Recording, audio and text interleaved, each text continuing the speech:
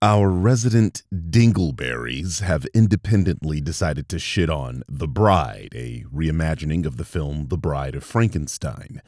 This was a film I did not enjoy very much, mainly because it was a haphazard mishmash of genres that didn't really center very well on its main theme, and although contained a rather brilliant performance by the main actress, was a very weird rendition on the character that I don't think landed particularly well. So, I wonder if Thing 1 or Thing 2 will touch on relevant and salient issues with the film and why it didn't work particularly well. Oh. Well, given these movie reviewers skipped multiple recent movies on their main channels like Scream 7, How to Make a Killing, Good Luck, Have Fun, Don't Die, The Strangers Chapter 3, Return to Silent Hill, No Other Choice, Anaconda, and Bugonia, to talk about this one, let's hear what they have to say. Life really does come at you fast, dear viewer. So sorry to pause so quickly, but does this man start off every video exactly the same way, or is it just me? How many times have we heard him say, "Life comes at you fast"? Isn't this man a writer? I've seen Amazon word searches with more variety. 1 minute you're a multi-millionaire actress who hit the wall so hard that I'm still not sure who took more damage from the impact. Opening the video commenting on someone's looks, are you, Will? Considering your head is longer than Wendy Williams' ass, you might want to slow down with insulting people's looks. I wasn't aware that Maggie's physical features had anything to do with a review of a film she directed, but I guess when you're a misogynist, everything is on the table.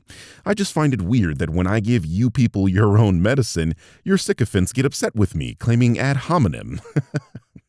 Bemoaning the lack of opportunities for female directors in Hollywood to pick up some easy performative victim points, the next minute your own $90 million directorial effort absolutely bombs in its opening weekend, gets obliterated by critics, and literally causes mass walkouts from audiences who couldn't believe the gigantic steaming pile of cat shit you inflicted on them. The critical drinker and people like him are the reason for the deluge of morons on the internet thinking a movie performing poorly at the box office is indicative of its quality.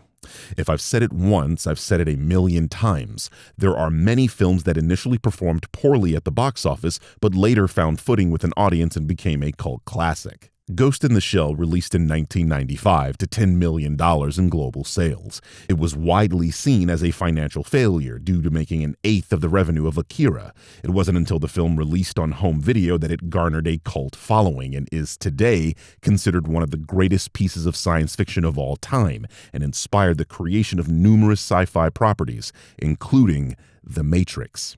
What I'm saying is, stop fucking talking about the box office. It is irrelevant to the general audience and is especially irrelevant to film reviewers, Will. You know, the thing you're pretending to be. Most reviewers see a film early or the day a film releases, meaning their review will be out before the film hits its first weekend. This is why real film reviewers don't talk about that stuff. It's not our concern. Your job is to help the audience make a purchase decision, not talk about purchase decisions. The Bride, or to give it the correct title, The Bride, is already a strong contender for the worst movie of 2026. And I don't mean so far either. I mean when I compose my best and worst list at the end of December, I'm pretty sure this loud, obnoxious, lurid, poorly written, horribly acted and schizophrenically directed 2 hours of pure narcissistic incompetence is going to be a top contender for the drinker's naughty list. So Will is just outright admitting that he's going to consider this one of, if not the worst film of the year, no matter what comes out. And it's only March. I mean, The Strangers Chapter 3 and Undertone are right there. And he doesn't even have a review for them because he's not a real film reviewer, but a culture warrior pretending to care about film for clicks and views. I mean, plenty of great films have released this year, like Good Luck, Don't Die, Have Fun, and plenty of shit films have released, like Primate or Scream 7. But Will has decided specifically to talk about the so-called feminist one. Question, dear viewer, why do you think that is? Everything bad that you've heard about this movie is 100% true and more. It is one of the most unashamedly terrible films I've seen since Section 31, and apart from soaking away your troubles in a hot tub full of bleach, it might be one of the most unpleasant ways to spend 2 hours of your life that I can think of. Perhaps that's because you don't watch a lot of movies, because you're not a real film reviewer. For clarity's sake, this is the general opinion on The Bride. Mixed and trending towards the negative. This is the general sentiment for Scream 7, a movie that came out a couple weeks ago. Similar review scores, only one is an established IP that people actually care about, and nothing on Will's main channel. So, this being the worst way you can think to spend 2 hours is a meaningless statement when you're not drawing from a large pool in the first place. Besides, watching your videos for 2 hours is definitely more painful. Let's get this shit over with quickly because every second wasted on this thing is a second I'm never gonna get back. And here we have the drinker spoiling the entire movie as he usually does to get the video over 8 minutes, which, if you didn't know, is the threshold on YouTube that allows for mid-roll ads. Hint, hint. This is not how you perform a film review. This is a spoiler review, and you can see when real reviewers like Jeremy Johns or Angry Joe review a film, they do not recant the fucking plot of the film in their reviews and will do a spoiler review later. This man doesn't care because his goal is twofold. Make this film sound like the worst thing ever so that it doesn't garner sales, and pad the length of the video because he doesn't have much to actually say. The movie opens with a disjointed monologue from the ghost of Mary Shelley. Yes, we're deep into pretentious art house territory with this one, complaining about the story of Frankenstein's bride that she never got to write because the patriarchy stopped her from doing it or something. You sure about that? You sure about that? I guess Drinker just forgot that Mary Shelley was a real person and that her life was fairly well documented. In real life, she suffered from headaches and paralysis, which prevented her from writing, and she later developed a tumor in her brain, which is what ultimately killed her. In the film, they literally say that. It's me, Mary Shelley, author of Frankenstein. What I needed to say, I couldn't even think it. I got a cancer of the brain and I couldn't write at all, so I died. Immediately I awoke to find myself here. Wherever the fuck here is. And here I've stayed for centuries, trying to find some way to get this tumor, this dream, this story out of my head. Somehow, Drinker has interpreted this as the patriarchy.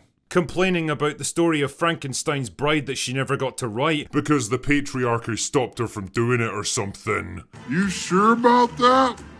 Do you see the culture war grift yet?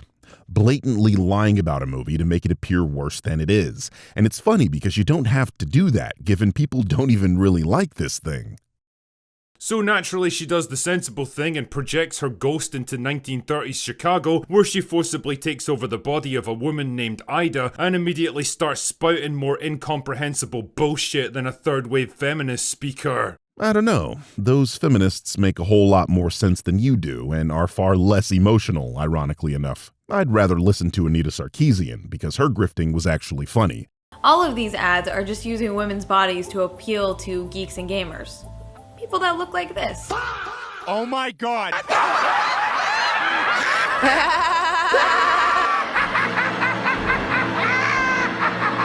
Her indiscretions provoke the anger of a local mob boss who has her escorted out of the building by the quickest possible route, which in this case turns out to be a speed run down a flight of stairs. Oh dear, probably shouldn't have started divulging his most intimate secrets in a crowded room, eh? Here is where you can see the influence of CinemaSins on these types of channels. Drinker has gone from criticizing the film on an out-of-universe level to directly speaking to the character, blaming her for being possessed by a ghost, which led to her death.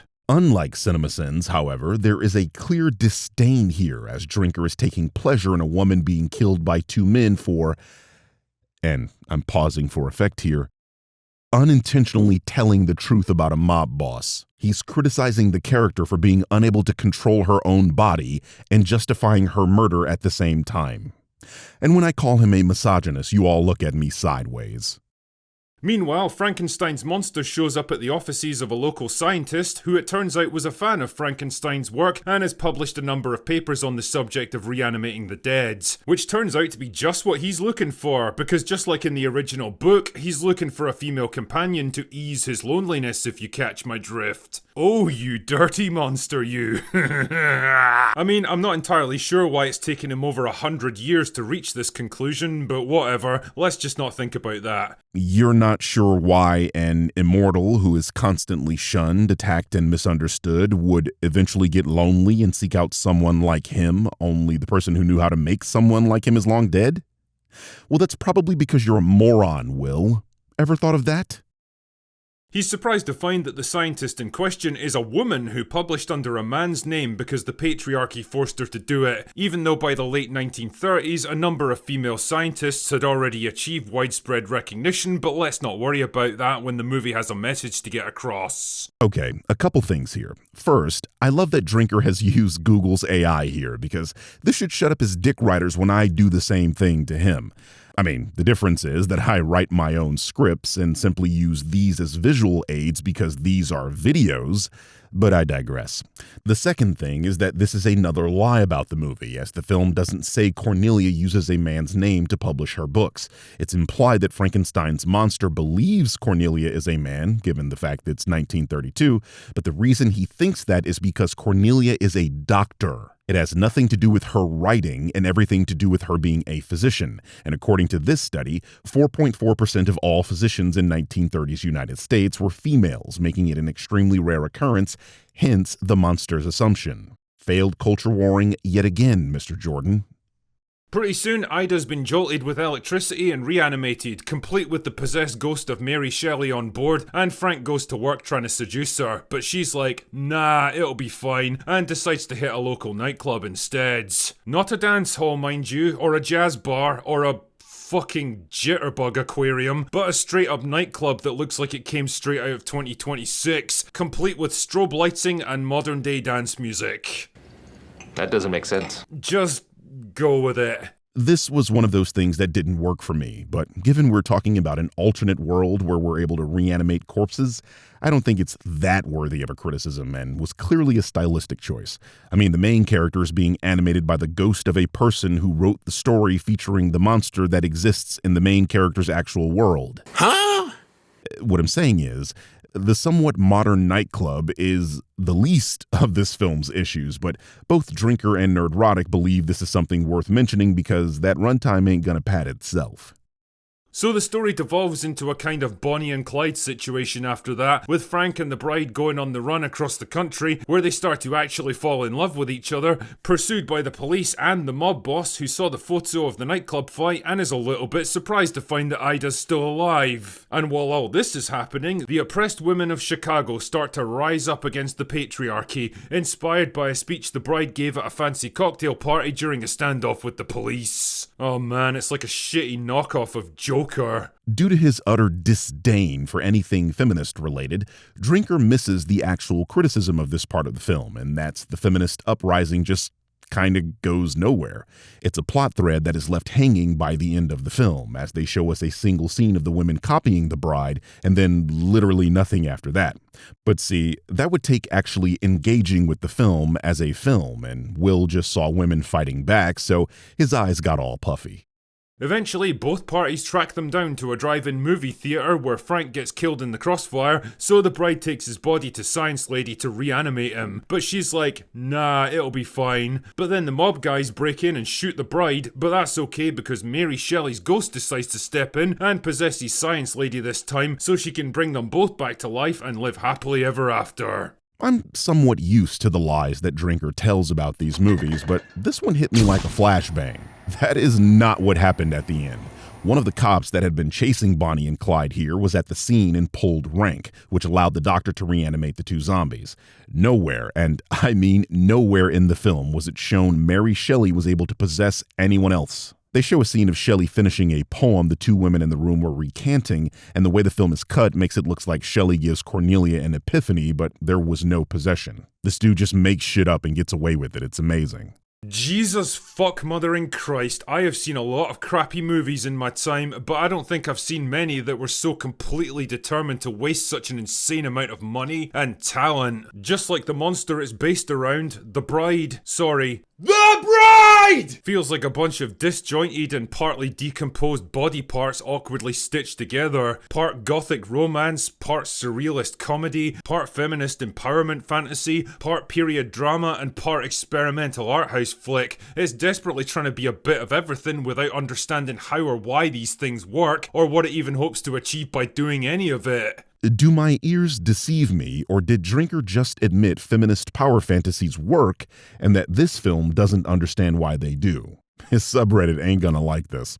I actually broadly agree with Will here that this film was a little too ambitious in its scope, where it could have benefited from committing to fewer of those ideas and focusing its narrative. When the bride is hamming it up, it's rather enjoyable, as she is similar to a more serious Harley Quinn, a comparison I'm sure you'll hear a lot about. I would argue that based on this performance, Jessie Buckley would make an incredible Harley Quinn in James Gunn's DCU, but again, I'm digressing. Drinker's criticism here is fair, even if he's coming at it from the worst possible angle.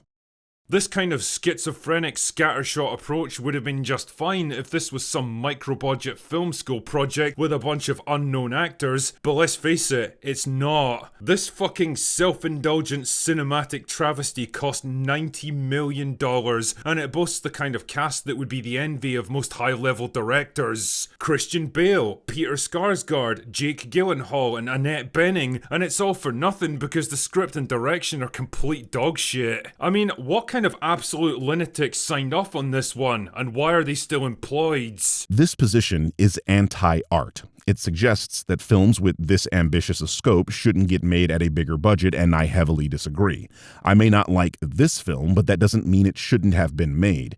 Given its reception is mixed, it found the people the filmmakers were looking for, and that's the most important thing. This isn't a film that's seeking to become a franchise, so its dollar amount is irrelevant because it still got made. Again, I have to ask, why do we, the audience, care about multimillionaires and billionaires making their pockets fatter? Just be happy things like this are still getting made, even if it's not your cup of tea, because we all know you'd be bitching if Warner Brothers resorted to only releasing comic book properties, especially because they'd be under James Gunn's watch.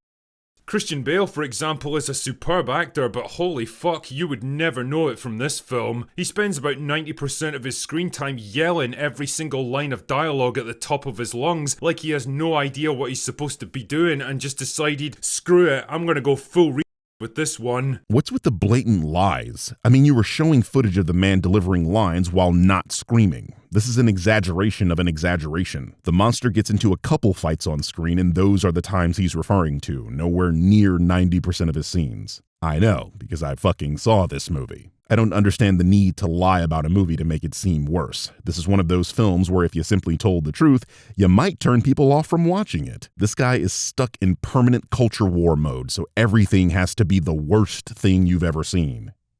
Honestly, you'd think from this movie that it was still 2017, and the idea of women finally venting their rage, real or imagined, and forcing the world to hear what they have to say was some exciting new concept. Trust me, it fucking isn't. We've heard everything they have to say for like a decade now, whether we wanted it or not, and we've reached the conclusion that most of it isn't worth listening to. There is so much irony here, you could supply China's steel mills for a week.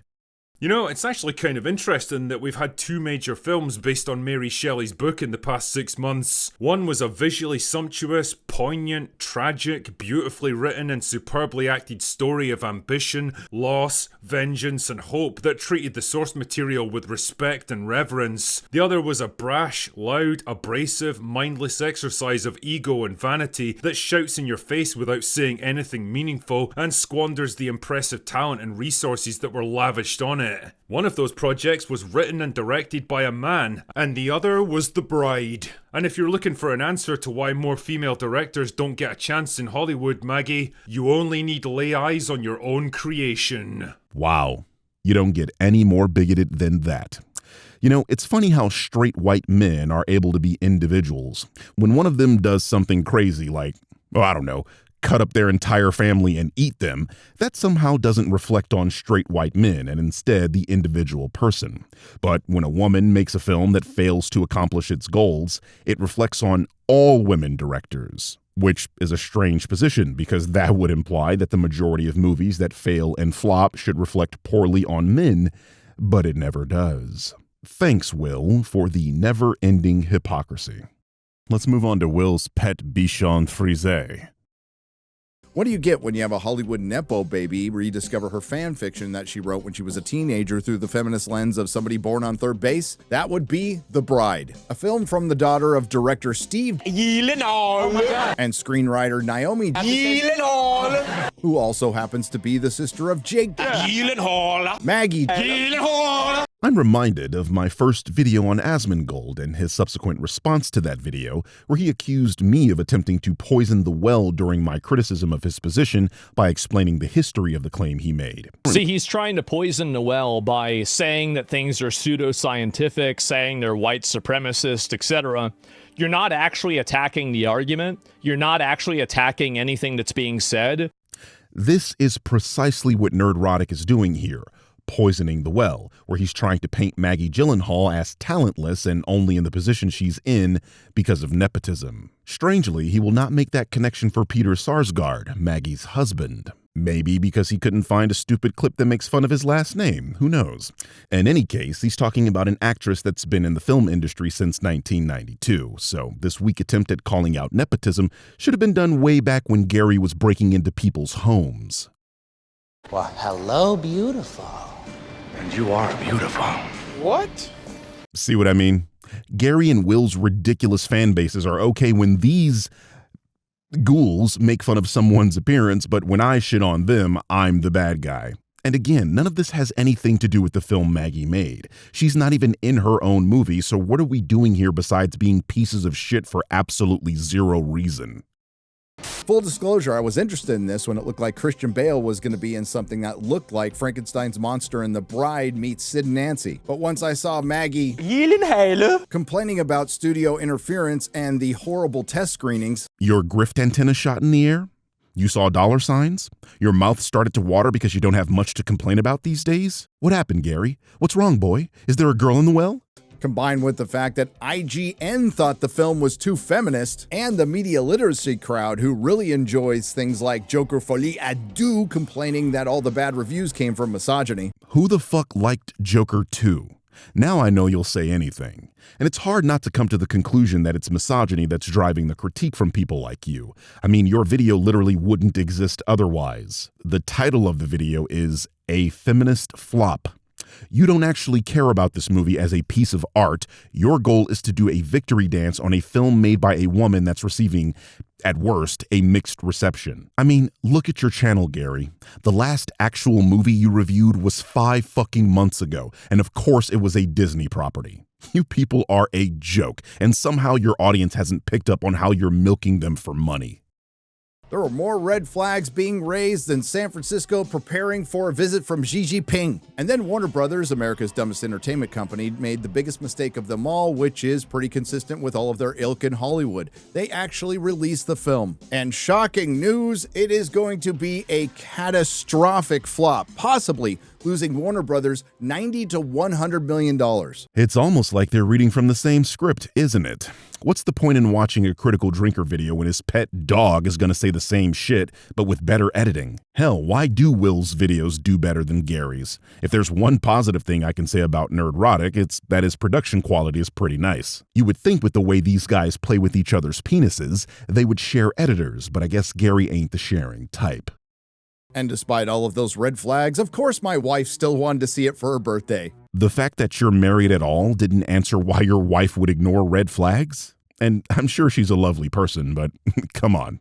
Now, I eventually found a way to finish the movie because it wouldn't be fair to give a review on something I haven't seen to completion. Right, Grace Randolph? Nope, not entertaining. Not worth my time. I got other stuff to do. So... Again, I have to bring up how my detractors will call me obsessed with these people, but ignore these motherfuckers having Grace Randolph in their mouths more than her significant other does. And I find this critique of Grace strange.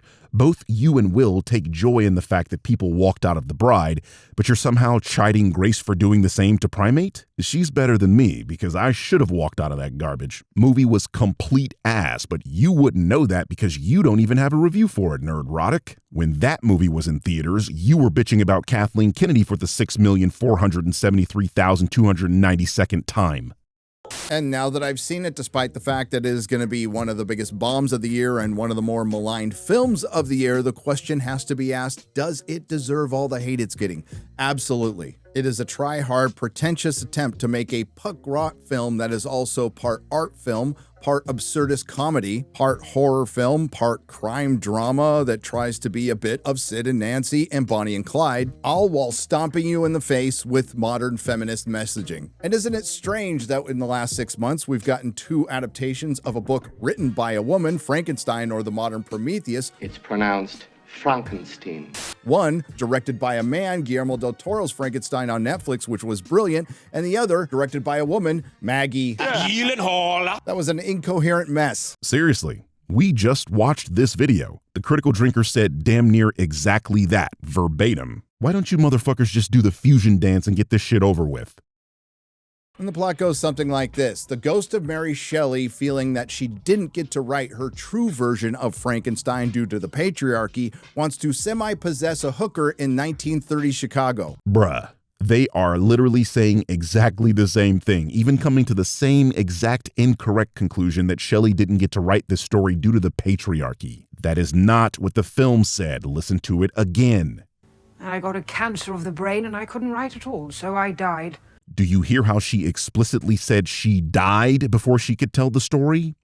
You know, because she had cancer? Can you believe that these are the people claiming collusion behind closed doors at production companies replete with accusations of nepotism, but they come out with nearly identical videos a day apart? And her name is Ida, and while on a date with a couple of mob lieutenants gathering information, she gets possessed by Mary Shelley and starts spouting off information that the mob boss doesn't want everybody to hear and has her whacked. In the meantime, Frankenstein's monster, who calls himself Frank or Frankie, played by Christian Bale, has been an incel for 100 years. And he, just like in the book, wants to get himself a girlfriend, except he waited 100 years to do it. So Frank seeks out brilliant scientist Dr. Annette Bening because we need women in STEM. Mind you, this is all happening in the 1930s, and this is supposed to be some kind of message that women can't be scientists, although here is a video of Madame Curie being applauded, who won 2 Nobel Prizes in the scientific field in the early 1900s. So, just like Will, Gary simply recants the plot in nearly the exact same way Will did, only Gary got it right that the monster's assumption about Cornelia was due to her being a doctor. Gary then reverts back to copying Drinker by bringing up that women were doctors the same way Will brought up that women were writers. The problem with this is that this isn't what the film was communicating. The monster simply thought that the person whose books he read was a man because Cornelia doesn't publish her books with her full name, only with a C. This is an easy mistake to make given the monster was created in 19th century Bavaria, where female doctors weren't a thing because Germany didn't allow women to enroll in medical facilities back then. They don't even make a big deal out of her being a female doctor, so I'm not sure why both these dudes are whining about this and trying to bring up history as if the film disagrees with that history. It doesn't. And I can hear the media literacy crowd now. It's not supposed to make sense. It's an art film. No, it makes sense, Gary. But what doesn't make sense is that you decided to use a cutout image of yourself. You mean to tell me you were so lazy that your editor had to Google an image of you instead of you taking a fucking picture? I mean, I get that your editor edited this video, but y'all couldn't coordinate an image of you? Well, it turns out Dr. Annette Bening is pretty brilliant, and after reading all of Dr. Frankenstein's notes, she's able to dig up a body and revive it pretty easily. Barely an inconvenience. And the reason she was able to do that was because Cornelia specifically studied Dr. Frankenstein's work and wrote multiple books about it. The literal reason the monster came to her. She's the only one capable of replicating Frankenstein's work. That's how science works. One person makes a discovery and then other scientists are able to replicate their work by following their instructions. This is how peer review works. The 2 of them break out of Dr. Annette Bening's house and the hijinks begin. They go to the cinema watching a movie with Frank's favorite movie star, Ronnie Reed, played by Jake Gyllenhaal. And they go to a 1930s club that's strangely like a modern club playing modern music. There you go, showing your media illiteracy again. It's not about accuracy to the time. It's about the vibe and the message. And I would agree with that, Mr. Media Literacy, but even with a surreal art house film, it still needs to be good. Okay, I thought the scene was out of place myself, but saying that it wasn't good is a leap. The scene itself was fine, it's just that it was a bit jarring. If you understood what they were going for, it would make sense for you as a critic to explain why it wasn't good. Just saying it wasn't good tells us that you either aren't articulate enough to explain your issue with the scene, or that you couldn't give a thing you're trying to shit on credit where it's due, which makes you dishonest. Seriously, it's a dance scene with some great cinematography that just felt like it was from a different film. That's all. Interestingly enough, in the same city where Jussie Smollett was attacked by two African Trump supporters, two straight white male misogynists try to essay the bride and get their heads stomped in by Frank. Just when you thought this would be a relatively normal, for you, film review, you just had to remind us exactly why everyone thinks you're a piece of shit. I mean, I'm sure some hillbilly with one tooth laughed pretty hard at that, but you're just wasting everyone else's time with your weak political jabs. Why is it so hard for these people to just talk about the fucking movie, man? Again, the whole point of the movie is Mary Shelley is semi-possessing Ida so she could tell her true story, and so Ida can find her true self and her true name in a patriarchal world that has already decided all of her life choices for her. Speaking of the patriarchy, there's two cops on her tail. Well, one actually. Detective Jake Wiles, played by Peter Sarsgaard, and his assistant Myrna Malloy, played by Penelope Cruz, because she really looks like a Malloy. So now white people can't play white people? But that's not what your followers told me about the Odyssey. They said as long as a black person isn't playing one of the characters, that another white person in the role was just fine. Unless Gary doesn't know that Penelope Cruz is a white woman from Spain, a country in Europe full of white people. I guess like most ignorant Americans, he thinks Spanish speakers are all brown. Detrás de ti, imbécil! Now, we really could have used closed captions in the theater because due to her thick accent, I couldn't understand what she was saying half the time. But the twist here, and I bet you couldn't guess it, is Myrna Malloy is actually the brains of the operation, and Detective Wiles calls her his assistant while taking all the credit for all of her work. This is a blatant lie. Both the characters are competent in this film. Malloy figuring things out is exactly why she becomes a detective at the end of the movie. Gary somehow expected her character to do nothing, and because she found clues, he calls her the brains of the operation. If she wasn't useful, she wouldn't even be there. This is the problem with bigots. They see women and minorities being treated with the same respect that is afforded to them and take this as something being taken away from them. They treat respect as a zero-sum game where treating other people like humans means they must be losing something. Mind you, this idiot is talking about the director's husband.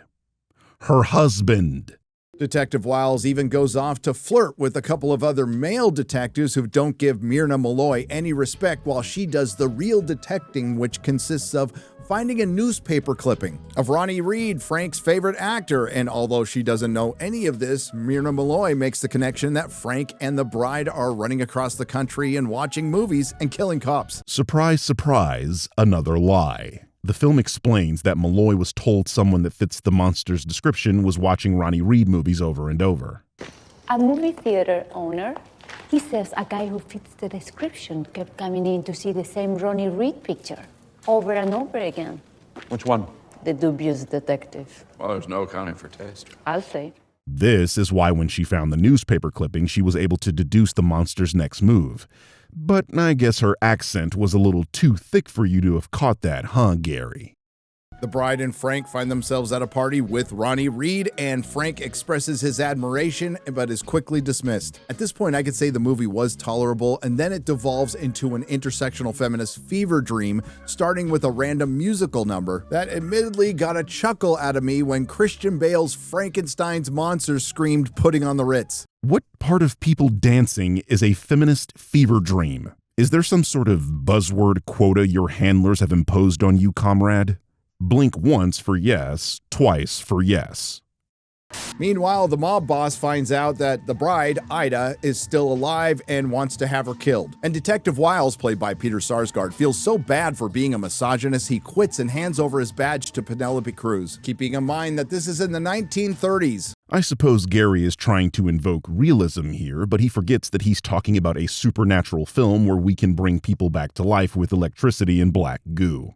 Also, we gotta start keeping track of the amount of random buzzwords these people use because they don't make sense and are out of place. Jake didn't give up his position because he was a misogynist. He retired because he was overwhelmed with guilt after getting Ida killed. I want to be generous and assume Nerdrotic is badly trying to make a joke here, but these are film reviews, and given the nature of this film is indeed feminist, lying about the film in this manner comes across more like misinformation than any kind of joke. There's no way for his intellectually incurious audience to know the difference. Too bad the cops and the mob were closing in and Frank gets shot in the head. The bride is able to escape and she goes straight to Dr. Annette Bening, who tells the bride that she is unable to revive Frank, and then the bride is shot by the mob lieutenant until the newly promoted Detective Malloy, played by Penelope Cruz, who doesn't look like a Malloy, tells the cops to bugger off so the women can talk. Because all assistants, including female assistants in the 1930s, can become detectives if somebody else just hands them a badge. Almost as unrealistic as stitching together dead body parts to make a real boy, huh, Geppetto? And women who were inspired by the bride rising up and rioting against the patriarchy. And if you think this film sounds a bit familiar, you would be right, because somebody at Warner Brothers thought it was a good idea to remake Joker Folie à Deux, right down to the bride being essentially Harley Quinn. No, not the good Harley Quinn from Batman the Animated Series, the nauseatingly annoying feminist icon Harley Quinn that we've gotten for the last decade. Are we really at a point where we're shitting on Margot Robbie's Harley Quinn and comparing it to Lady Gaga's take on the character? Like, what are we doing here? This video is why the word slop was invented. All these random buzzwords, comparisons between wildly different characters, and blatant bigotry all haphazardly mixed into a gray-brown sludge, thrown to the piggies to fatten them up so you can harvest them. Why people are not embarrassed to watch these videos regularly is beyond me. I'd be physically unable to listen to this shit for more than a day at a time. Now let's address the Access Media for calling this one of the boldest studio moves ever. Turns out it will go down as one of the dumbest studio movies ever, and as far as bold is concerned, what a gutsy move in the 2020s to take an established story and retell it through a feminist lens. Never seen that before, particularly when this is based on a book written by a woman. This film is actually based on Bride of Frankenstein, a movie written by a man. What part of them showing you Shelley saying she failed to tell this story didn't you understand? Oh, that's right. All of it. And what a waste of Christian Bale and Peter Sarsgaard. I hope the paycheck was good. Who both, along with Annette Bening, gave it their all, I guess, but they had nothing to work with. Jessie Buckley was all in with this, and the one compliment I'll give it is I liked her look, but that's about it. If I were to describe this movie with one word, it would also be the word that most people associate with modern feminists: annoying. Specifically in the scene where the bride is talking to Mary Shelley and she finally chooses her own self and her own name, which was the bride, symbolizing that she is truly free from the patriarchal construct. So it doesn't surprise me that much at this point to hear that people were walking out of this movie. The only problem with this is people actually have to go see it to walk out of it. Do you see how Gary, in this very same video, uses people walking out of this movie as a dunk, but earlier chides Grace Randolph for walking out of Primate? It's always the same with these people. It's based when I do it. This is because you people believe in nothing. You stand for nothing. You're just prostitutes sucking the dick of public opinion and whoever else is paying at the moment. Man, turn this shit off.